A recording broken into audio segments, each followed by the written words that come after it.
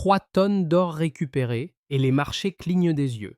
Les prévisions annonçaient l'effondrement, mais le Mali confirme près de 67 tonnes en 2025, tandis qu'un administrateur provisoire arrive à Laguna et que les flux restent stables, imposant un doute méthodique.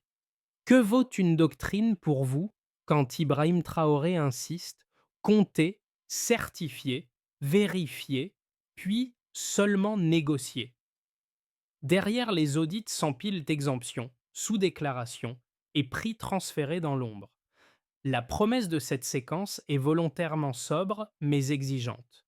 Il ne s'agit pas de raconter un choc politique ni d'exalter une rupture spectaculaire, mais de comprendre comment une décision administrative, apparemment technique, peut déplacer en moins d'un cycle fiscal l'équilibre entre marchés internationaux et souveraineté locale. Le bénéfice pour le public est clair: apprendre à lire l'écart entre anticipation extérieure et réalité opérationnelle, sans céder ni à l'alarmisme ni à l'euphorie. L'enjeu, en revanche, est réel. Mal interpréter ces signaux conduit à deux erreurs symétriques. D'un côté, surestimer la rupture et conclure trop vite à un effondrement inévitable.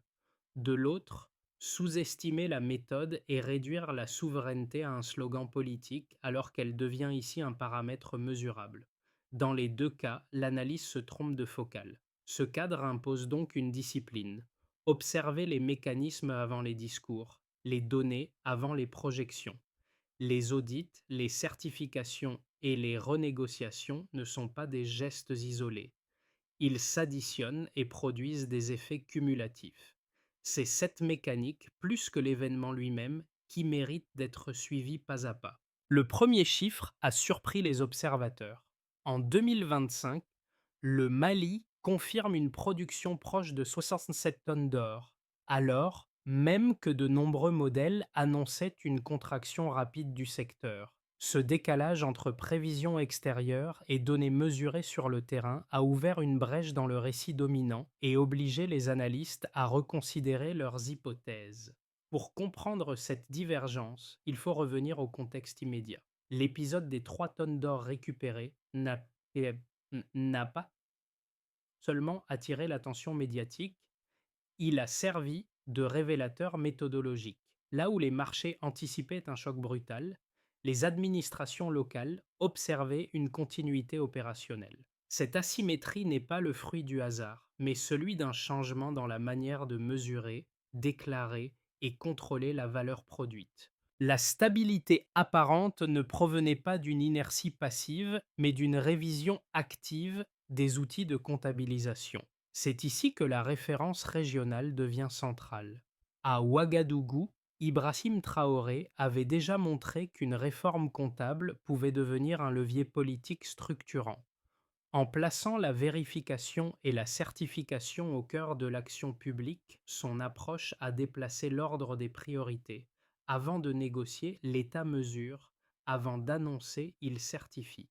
Cette méthode, initialement perçue comme une singularité burkinabé, a progressivement attiré l'attention des capitales voisines. Au Mali, l'enchaînement a été rapide. Les audits successifs ont mis en lumière des clauses héritées d'anciens accords, exemptions fiscales disproportionnées, sous-déclarations régulières et mécanismes opaques de transfert de prix. Chaque correction n'était pas un geste isolé, mais un maillon d'une chaîne causale reliant récupération des données, recentrage administratif et redéfinition des termes de l'échange. La production de chiffres nationaux est ainsi devenue un acte stratégique. Petit dévoilement est donc double. D'une part, les données contredisent les scénarios d'effondrement. D'autre part, elles révèlent un déplacement silencieux de doctrine. L'écart entre point de référence et écart ne signale pas une erreur de prévision, mais l'émergence d'une méthode où la souveraineté se rend mesurable et donc négociable sur des bases nouvelles. Pour saisir la portée concrète du basculement, il faut quitter les tableaux agrégés et suivre les acteurs dont le travail quotidien a changé en premier. Un inspecteur minier malien décrit un tournant précis. Avant, son rôle consistait surtout à vérifier des déclarations transmises par les opérateurs. Après l'arrivée d'un administrateur provisoire à Laguna, chaque ligne comptable est devenue une piste à examiner, chaque incohérence un signal à documenter.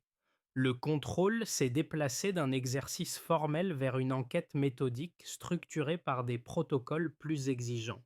Un second regard éclaire un autre versant de la transition. Le responsable d'une entreprise locale de maintenance industrielle explique comment son activité, longtemps cantonnée à des contrats périphériques, a été sollicitée pour remplacer des prestataires étrangers en retrait. Cette ouverture n'a pas été automatique. Elle s'est accompagnée d'exigences nouvelles, délais stricts, traçabilité complète des interventions et certification systématique. Le changement n'a pas seulement créé des opportunités, il a redéfini les standards de travail et accru la responsabilité des acteurs nationaux. Ces trajectoires individuelles convergent vers un même constat. La reconfiguration en cours ne s'est pas imposée par proclamation, mais par accumulation de gestes précis qui ont déplacé le centre de gravité opérationnel. Les audits renforcés, les contrats réalloués et les marges renégociées ont produit des effets visibles bien avant d'être commentés dans les capitales ou sur les marchés internationaux. L'impact précoce est donc moins spectaculaire que structurel. Il modifie les routines, les incitations et les pratiques professionnelles. Et c'est précisément dans ces transformations discrètes que se lie le sens du basculement. Une doctrine devient réelle lorsqu'elle change la manière de travailler, pas seulement la manière de parler. Avant l'activation du processus, la lecture dominante était relativement linéaire. Les marchés internationaux anticipaient une fragilité croissante du secteur minier sahélien, les administrations locales étaient perçues comme essentiellement réactives et la production apparaissait suspendue aux décisions et aux humeurs extérieures. Dans ce cadre, toute intervention administrative était interprétée comme un facteur de risque supplémentaire, susceptible d'accélérer un effondrement annoncé. La souveraineté, lorsqu'elle était évoquée, restait cantonnée au registre du discours politique, rarement à celui de la pratique mesurable. Le point de départ du basculement a été une décision administrative précise, la nomination d'un administrateur provisoire sur un site stratégique et le lancement d'audits systématiques. Ce geste, en apparence technique, a modifié l'ordre des priorités. Mesurer est devenu plus important qu'annoncé, vérifié plus décisif que commenté. Les premières semaines ont été marquées par un examen minutieux des déclarations existantes, ligne par ligne, contrat par contrat. Ce travail patient a mis au jour des exemptions fiscales héritées, des sous-déclarations récurrentes et des mécanismes de transfert de prix dont l'opacité n'avait plus été réellement questionnée depuis des années. À mesure que ces audits avançaient, la phase de montée en tension s'est installée. Les opérateurs, confrontés à des exigences de transparence accrues, ont dû ajuster leurs pratiques documentaires et logistiques. Certains ont ralenti leurs opérations pour se conformer aux nouveaux protocoles, d'autres ont choisi de réduire temporairement leur présence. Contrairement au scénario de rupture, cette phase n'a pas entraîné d'arrêt brutal de l'extraction. Les salaires ont continué d'être versés, les chaînes de production sont restées actives et les flux physiques se sont maintenus même sous surveillance renforcée. Le moment charnière est survenu lorsque les chiffres opérationnels ont commencé à contredire ouvertement les projections alarmistes. La confirmation d'une production proche de 67 tonnes d'or en 2025 a agi comme un révélateur. Là où l'on attendait une contraction rapide, les données montraient une continuité mesurée. Ce contraste a déplacé le débat. Il ne s'agissait plus de savoir si le secteur allait s'effondrer, mais de comprendre pourquoi il résistait malgré un durcissement administratif. À ce stade, l'écart entre anticipation extérieure et réalité locale devenait trop visible pour être ignoré. C'est dans cette séquence que la référence régionale s'est imposée plus clairement. La méthode déjà observée au Burkina Faso, associée à Ibrahim Traoré, offrait une grille de lecture cohérente. Placer la comptabilité et la certification au centre de l'action publique ne provoquait pas nécessairement la rupture redoutée. Cela pouvait au contraire stabiliser les rapports en redéfinissant les règles du jeu. Cette lecture a commencé à circuler au-delà des cercles administratifs, atteignant les analystes et les partenaires régionaux. La phase de résonance a suivi. Les administrations voisines ont observé que la séquence malienne ne débouchait ni sur un chaos ni sur une euphorie artificielle. Elle produisait une zone d'incertitude active dans laquelle chaque audit, chaque renégociation et chaque suspension ciblée devenait un outil stratégique plutôt qu'une réaction défensive. Le fil des événements révèle ainsi une dynamique cumulative. Activation par la mesure, montée en tension par la vérification, puis stabilisation par la confrontation des données aux projections. Ce n'est pas l'événement isolé qui transforme l'équilibre, mais l'enchaînement discipliné de décisions vérifiables. La lecture quantitative commence par un point de référence clair, indispensable pour éviter toute extrapolation hâtive. Avant le déclenchement des audits renforcés, les projections dominantes tablaient sur une contraction rapide de la production aurifère, en raison des tensions administratives et des révisions contractuelles attendues. Cette point de référence reposait sur des hypothèses de retrait des opérateurs, de ralentissement logistique et de désorganisation temporaire des sites. Elle servait de cadres implicites à de nombreux commentaires extérieurs, souvent plus normatifs que fondés sur des observations directes. Le premier écart OCS observé est venu contredire ce cadre. En 2025, la production malienne s'est établie autour de 67 tonnes d'or. Ce volume n'indique pas une accélération spectaculaire, mais il invalide clairement l'hypothèse d'un effondrement immédiat. La continuité de l'extraction montre que les audits et les ajustements administratifs n'ont pas interrompu les opérations. Ils ont plutôt clarifié les flux et renforcé la traçabilité. Autrement dit, mesurer davantage n'a pas réduit la production, cela a rendu ses contours plus lisibles. Un second indicateur affine cette lecture. Sur une période de 2 ans, la production affiche une progression estimée à environ 12%. Cette évolution modérée suggère une transformation méthodologique plutôt qu'un choc conjoncturel. Elle traduit l'effet cumulatif des corrections administratives, meilleure déclaration des volumes, réduction des exemptions non justifiées et alignement progressif des pratiques comptables. Chaque ajustement pris isolément semble limité. Leur addition produit une trajectoire cohérente orientée vers la stabilisation plutôt que vers la rupture. Le troisième élément chiffré concerne l'emploi dans certaines zones minières. En 2025, des données locales indiquent une hausse d'environ 15% des effectifs dans des périmètres précis. Ce chiffre ne s'applique pas uniformément à l'ensemble du secteur, mais il éclaire un mécanisme concret. Le retrait partiel de prestataires étrangers n'a pas créé de vide immédiat. Il a ouvert des espaces contractuels pour des entreprises nationales capables de répondre aux nouvelles exigences de traçabilité et de certification. L'augmentation de l'emploi reflète ainsi un transfert progressif de responsabilité plutôt qu'une expansion globale. Pris ensemble, ces trois indicateurs forment une structure lisible. Aucun ne suffit à lui seul pour conclure à une transformation profonde. Ensemble, ils dessinent un tableau cohérent où la souveraineté comptable agit comme un stabilisateur.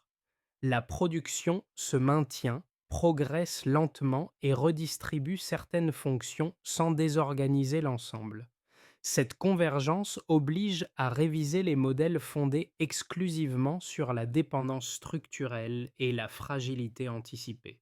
L'enjeu principal réside dans la cohérence temporelle de ces chiffres. Ils ne fluctuent pas de manière erratique, ils évoluent dans la même direction. Cette constance transforme la doctrine en hypothèse testable. Le passage de la point de référence au écart ne marque pas une rupture idéologique, mais l'émergence d'un cadre où la donnée produite localement devient la référence centrale. La mesure cesse alors d'être un simple outil technique. Elle devient un instrument de gouvernance, capable de réduire l'écart entre projection extérieure et réalité observée. Les critiques du modèle sahélien avancent d'abord un argument solide, centré sur l'investissement. Selon cette lecture, la récupération accrue de la valeur et la multiplication des audits fragiliseraient l'attractivité du secteur minier. La révision des contrats, ajoute-t-il, réduirait la prévisibilité juridique pour les opérateurs internationaux, incitant certains capitaux à se retirer ou à différer leurs engagements. Or, les infrastructures minières exigent des financements lourds, une expertise technique continue et des chaînes logistiques intégrées. Transférer davantage de responsabilités vers les administrations nationales comporterait donc un risque arithmétique indépendamment de toute intention politique. Un second argument, tout aussi structuré, porte sur la continuité opérationnelle. Les opposants estiment qu'une pression administrative accrue peut désorganiser les chaînes de production. Le départ partiel d'acteurs étrangers pourrait provoquer des ruptures d'approvisionnement, des retards de maintenance et une baisse de productivité.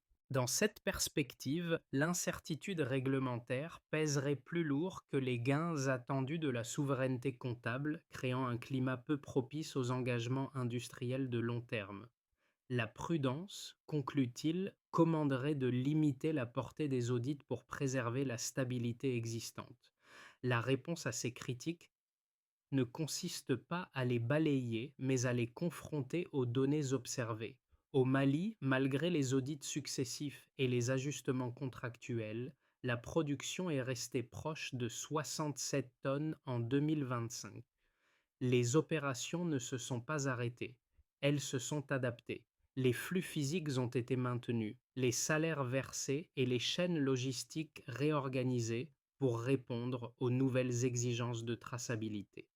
Ces éléments ne nient pas le risque, mais ils montrent qu'il ne s'est pas matérialisé sous la forme d'une désorganisation brutale. Sur le plan de la continuité, les indicateurs d'emploi dans certaines zones minières montrent une progression mesurée.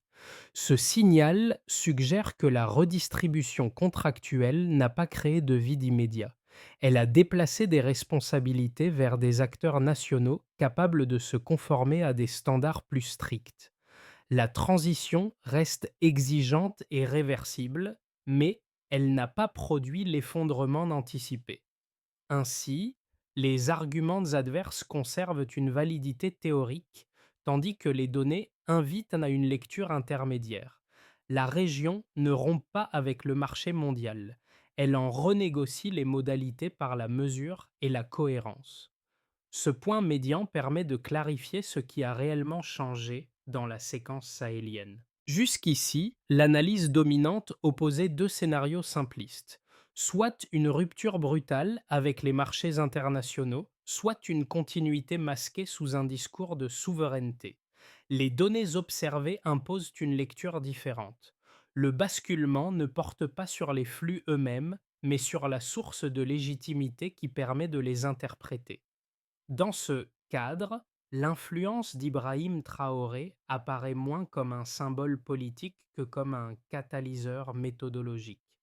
En plaçant la comptabilité, la certification et la vérification au centre de l'action publique, son approche a déplacé l'axe du débat. La souveraineté cesse d'être déclarative.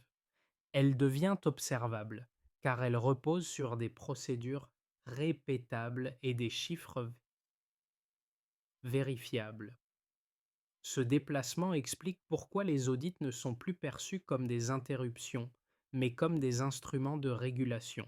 Le changement de focale est décisif. Les marchés continuent d'opérer, mais leurs modèles perdent en autorité lorsque les données nationales contredisent les projections importées. Les administrations, de leur côté, cessent d'être de simples arbitres pour assumer un rôle d'acteur économique à part entière. Cette redéfinition du rôle institutionnel transforme la nature même des négociations, désormais fondées sur des écarts mesurés plutôt que sur des anticipations abstraites. Ce dévoilement central ferme ainsi une ambiguïté centrale. La question n'est plus de savoir si la méthode provoque une rupture, mais comment elle transforme progressivement les comportements. La suite permet d'en mesurer les conséquences concrètes pour les différents acteurs concernés. Les effets du basculement deviennent plus lisibles lorsqu'on observe séparément les principaux groupes concernés, puis lorsqu'on les met en regard. Le changement n'est ni uniforme ni immédiat, mais il se manifeste par des conséquences différenciées qui s'additionnent et produisent une cohérence d'ensemble. Pour l'État, l'impact le plus immédiat tient à la production autonome de données. Les audits successifs ont révélé des sous-déclarations et des exemptions héritées, transformant le rôle public d'arbitre distant en acteur économique central. La capacité à certifier les volumes et à publier des résultats réguliers renforce la crédibilité institutionnelle, car elle réduit la dépendance aux rapports fournis par les opérateurs.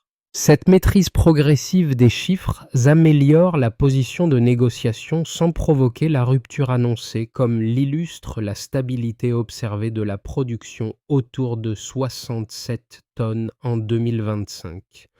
Pour les entreprises, la transition s'est traduite par une redistribution des responsabilités. Les opérateurs internationaux ont dû adapter leurs pratiques documentaires et accepter des exigences accrues de traçabilité. En parallèle, des prestataires nationaux ont accédé à des contrats auparavant verrouillés. Cette recomposition n'a pas supprimé la concurrence, elle en a modifié les règles. La progression d'environ 12% de la production sur 2 ans suggère que l'adaptation n'a pas étouffé l'activité. Elle l'a réorganisée autour de standards plus lisibles où la conformité devient un avantage comparatif. Pour les ménages, l'effet le plus visible a été la continuité inattendue des opérations. Contrairement au scénario de choc, les extractions se sont poursuivies et les salaires ont continué d'être versés. Dans certaines communes minières, la hausse d'environ 15% de l'emploi en 2025 a atténué l'incertitude quotidienne. Cette stabilité relative modifie la perception locale du risque. La souveraineté n'apparaît plus comme une menace abstraite pour l'activité, mais comme une variable compatible avec la vie économique ordinaire tant que la méthode reste cohérente. À l'échelle régionale, enfin, la conséquence la plus structurante réside dans l'alignement méthodologique. Les administrations voisines ont observé que la séquence malienne contredisait les prévisions alarmistes. Elles ont commencé à ajuster leur propre cadre de contrôle en s'appuyant davantage sur des données produites localement. Dans ce mouvement, l'expérience burkinabé associée à Ibrahim Traoré fonctionne comme un repère. Elle montre qu'une souveraineté fondée sur la comptabilité peut devenir un langage commun sans imposer un modèle unique ni rompre avec les dynamiques régionales existantes. Pris ensemble, ces effets dessinent une géométrie nouvelle. L'État gagne en lisibilité, les entreprises en responsabilité, les ménages en prévisibilité et la région en cohérence. Aucun groupe n'enregistre un bénéfice spectaculaire isolé. Tous participent à une stabilisation cumulative qui explique pourquoi la doctrine sahélienne produit des conséquences tangibles sans provoquer la rupture redoutée. La souveraineté cesse alors d'être un mot d'ordre pour devenir une pratique observée, mesurée et partagée. À l'horizon des 6 à 12 prochains mois, 3 trajectoires plausibles se dessinent. Il ne s'agit pas de prédictions, mais de cadres de lecture conditionnels, chacun dépendant de la cohérence avec laquelle la méthode actuelle est appliquée. Ces scénarios permettent d'anticiper des dynamiques sans leur attribuer de probabilité artificielle. Le premier scénario est celui de la continuité méthodique. Dans cette configuration, les États sahéliens maintiennent le rythme engagé sans accélération brutale.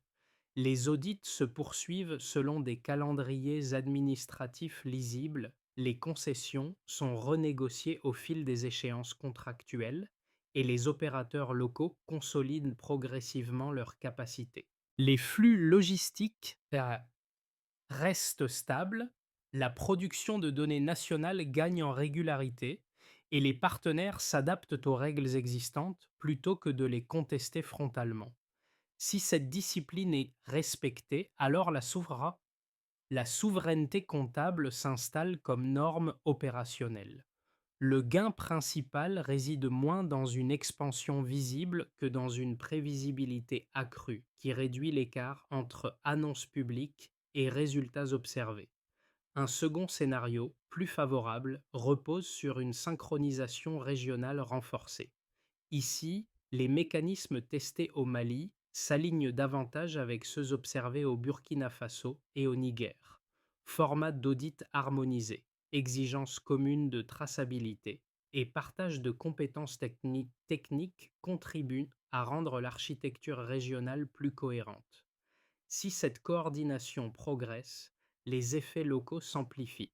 Certains partenaires acceptent de travailler selon des règles sahéliennes clairement définies plutôt que de chercher à les contourner. La capacité collective d'anticipation s'améliore car les données deviennent comparables et cumulables à l'échelle régionale.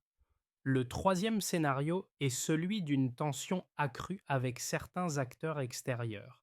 Cette trajectoire n'implique pas un effondrement, mais une pression plus visible. Des opérateurs historiques pourraient durcir leur position par des signaux politiques, des propositions d'accords correctifs ou des ajustements logistiques.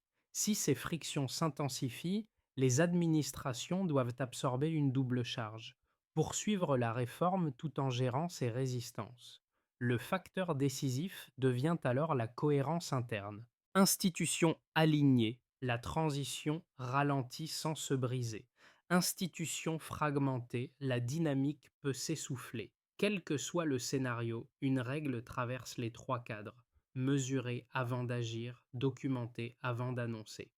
Tant que cette discipline structure les décisions, la méthode conserve sa capacité d'adaptation dans les mois à venir. Pour une partie de la population sahélienne, l'effet le plus immédiat de la transition n'est ni macroéconomique ni institutionnel, mais perceptif.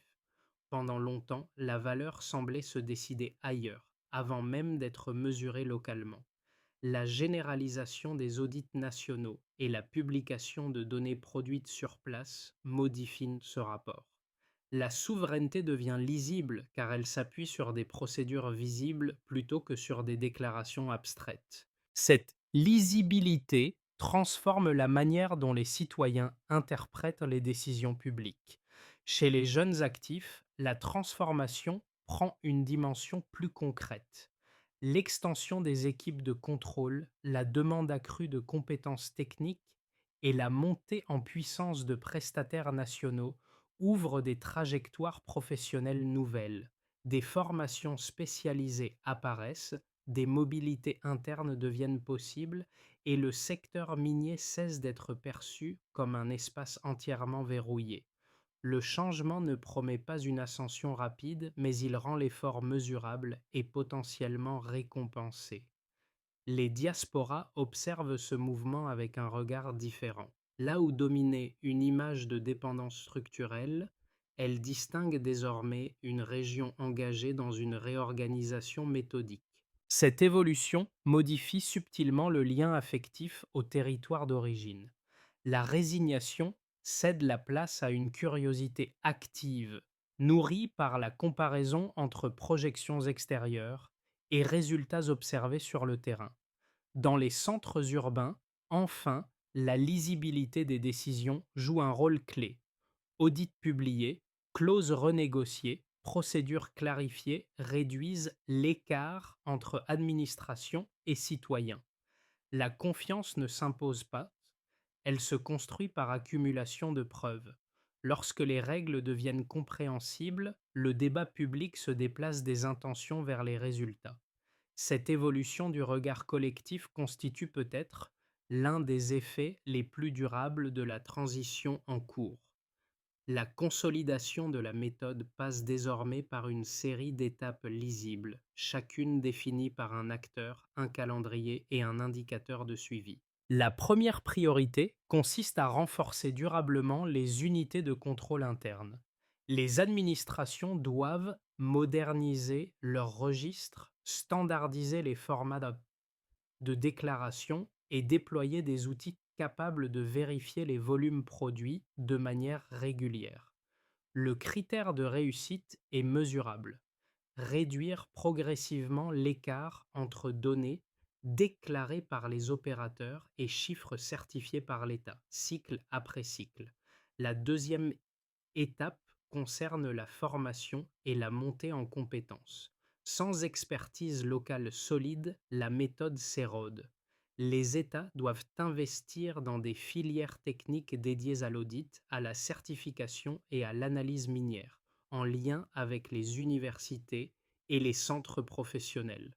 L'indicateur clé devient alors la part des inspections réalisées sans assistance extérieure. Plus cette proportion augmente, plus la souveraineté comptable gagne en profondeur opérationnelle et en crédibilité. Troisièmement, la synchronisation régionale doit être organisée de manière pragmatique. L'alignement des formats d'audit, le partage de données critiques et la constitution d'équipes conjointes permettent de transformer des initiatives nationales en stratégies cohérentes. La réussite se mesure par la diminution des divergences entre rapports nationaux et par une meilleure prévisibilité des flux à l'échelle sahélienne. C'est à ce niveau que l'expérience burkinabé, associée à Ibrahim Traoré, sert de référence méthodologique plutôt que de modèle figé à reproduire. Enfin, la publication régulière des résultats constitue une étape décisive. Audits rendus publics, clausés renégociés, documentés et procédures clarifiées stabilisent la confiance interne et limitent les interprétations arbitraires. L'indicateur final n'est pas l'adhésion unanime, mais la régularité et la complétude des informations accessibles. Pris ensemble, ces axes transforment une doctrine en système vérifiable, où chaque progrès peut être mesuré, comparé et discuté sans ambiguïté. Lorsque l'on revient au point de départ, une image simple s'impose à nouveau, celle des registres ouverts sur des bureaux étroits, où chaque ligne cesse d'être une formalité pour devenir un enjeu. Ce sont ces gestes précis, répétés jour après jour, qui ont donné une consistance réelle à une doctrine longtemps perçue comme abstraite. Rien de spectaculaire, mais une accumulation patiente de vérifications, de corrections et de chiffres assumés. Dans ce mouvement, la place d'Ibrahim Traoré apparaît sans emphase héroïque.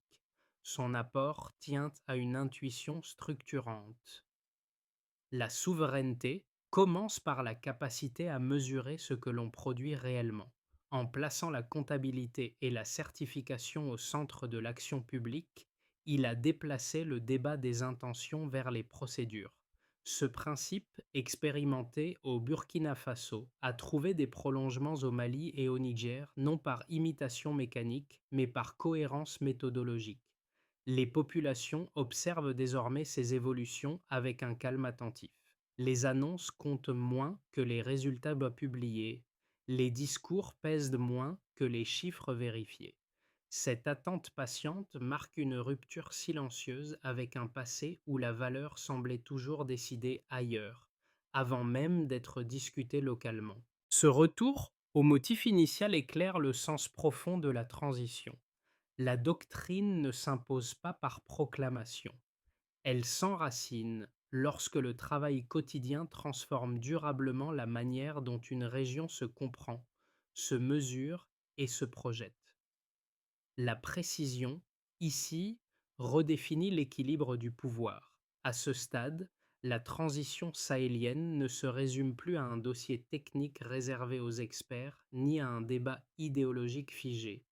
Elle devient un espace de discussion collective où institutions, acteurs économiques et citoyens observent les mêmes sortes à chiffres et en tirent des lectures parfois différentes. Cette pluralité d'interprétations n'est pas un signe de faiblesse. Elle indique qu'un modèle commence à être suffisamment lisible pour être interrogé, comparé et discuté publiquement. La souveraineté fondée sur la mesure ne demande pas une adhésion automatique. Elle appelle l'examen critique, la confrontation des données et la mise en perspective des résultats dans le temps. Certains y verront une stabilisation prudente, d'autres une reconfiguration plus ambitieuse, d'autres encore une transition inachevée. Toutes ces lectures ont une valeur dès lors qu'elles s'appuient sur des éléments vérifiables plutôt que sur des projections abstraites ou des réactions émotionnelles. C'est dans cet échange raisonné que la méthode trouve sa portée durable.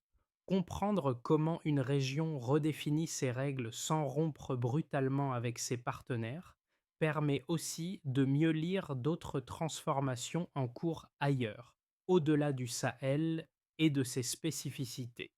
L'expérience associée à Ibrahim Traoré n'est alors ni un modèle à copier ni un cas à rejeter, mais un point d'observation utile pour penser la relation entre données, pouvoir et négociation. La question reste donc ouverte et elle s'adresse à chacun.